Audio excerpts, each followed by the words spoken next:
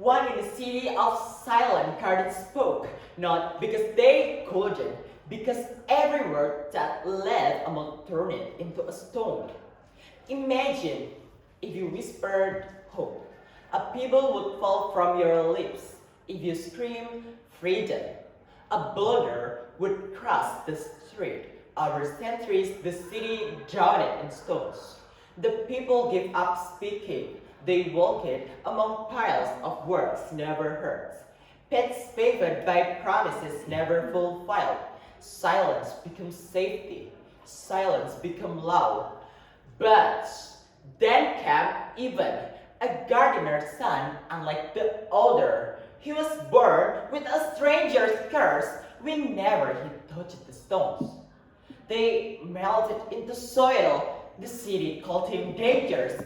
His parents hit him, fearing punishment, yet even restless, because the silent gardens, despite their name, had long withered. Flower no longer bloomed. Thirst turned brittle. The whole city was suffocating.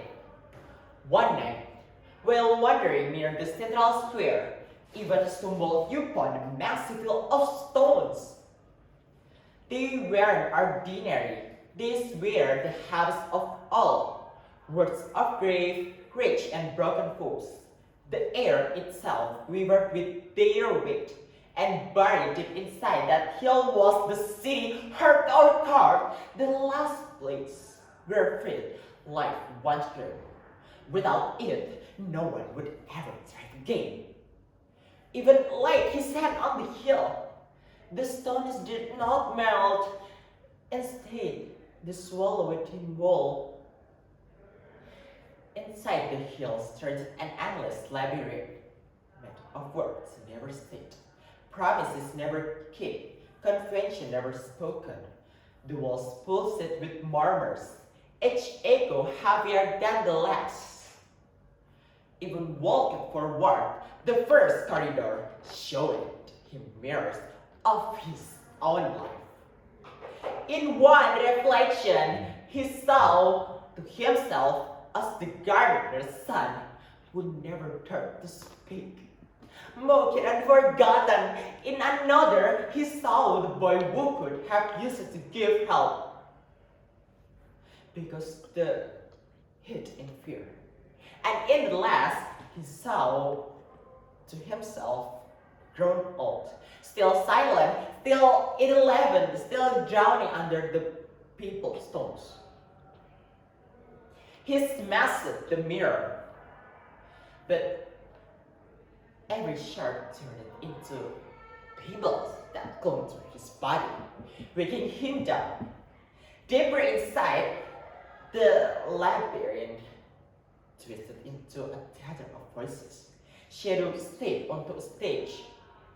Each speaking without lips, their words dropped as stones. The third floor. His father voices. You'll never be strong enough. His mother voices. I shall have prayed for another child.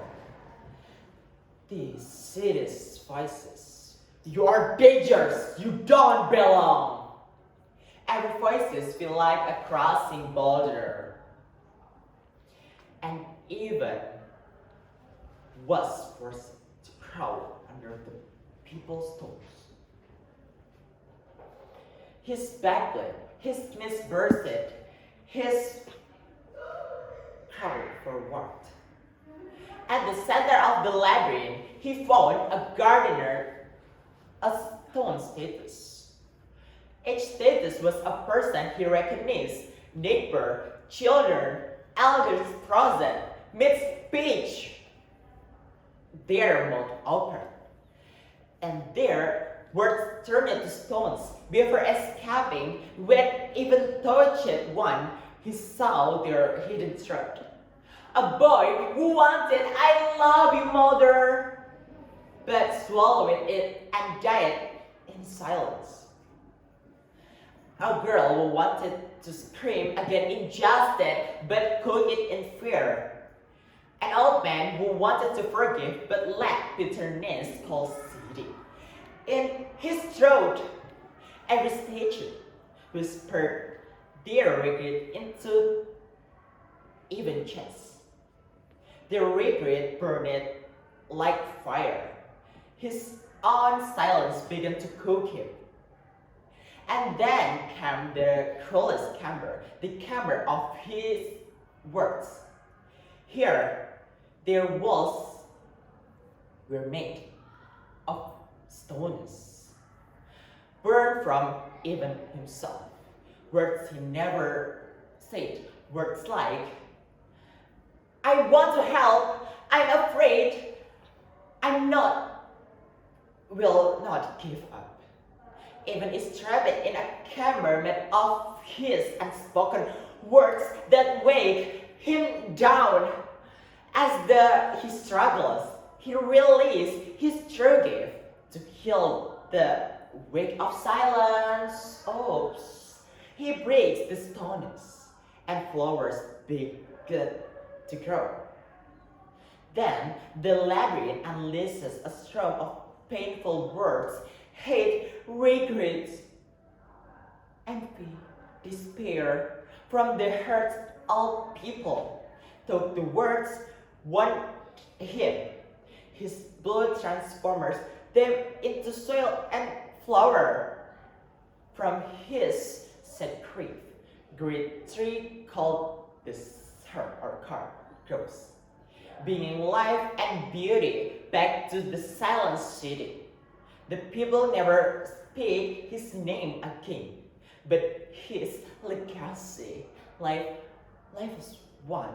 He crouched, turned silence and hardship into hope and dream filled. But thank you.